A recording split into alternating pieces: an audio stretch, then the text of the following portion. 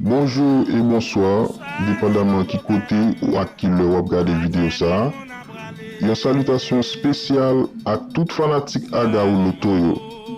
Mon cap suivre nous tout partout, ici pour l'autre bord de l'eau, n'a dit aïe bobo pour nous. Aga ou abri messieurs, et spécialement tout abonné lio.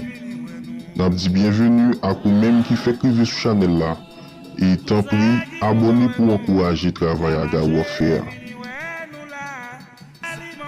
Mes amis, n'a dit si nous aimons le travail là, aidez-nous à vivre avec 100 premiers abonnés sur channel là. Le concert Aga ou pas la plus souvent, Aga ou pas travailler plus pour le porter boule pour nous sur channel là. Et entrer dans le groupe WhatsApp là pour venir prendre boulot et à toucher après tirage. Nous tous connaissons Aga ou bien un seul slogan. Nous camper en sens unique dans bolette là. Partager l'examen, faire ouvrir les bengos avec Aga ou. Eh bien, n'a dit merci et puis fin regarder les vidéos pour jouer une boule pour aujourd'hui. Sali mambo, sali mambo kaila mwen, adieni qu'on a bralé. Sali mambo kaila mwen, mais adieni qu'on a bralé. Ça qui besoin nous, y'a marché vini nous.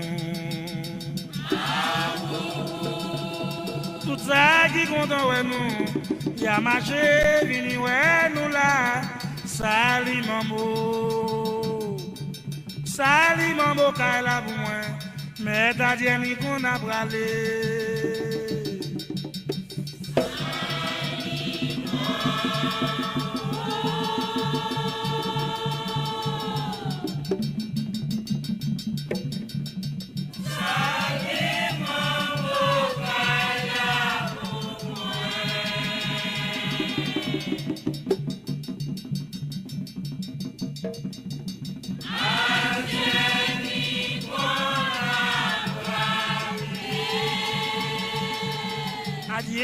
Adieu, mi qu'on a bralé.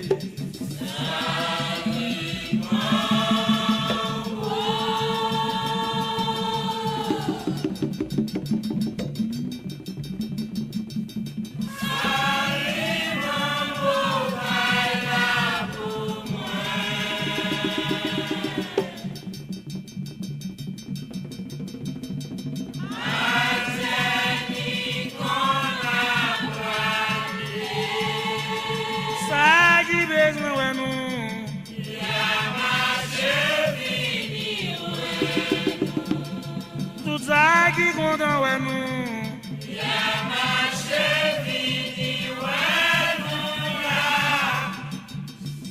Sali mambo.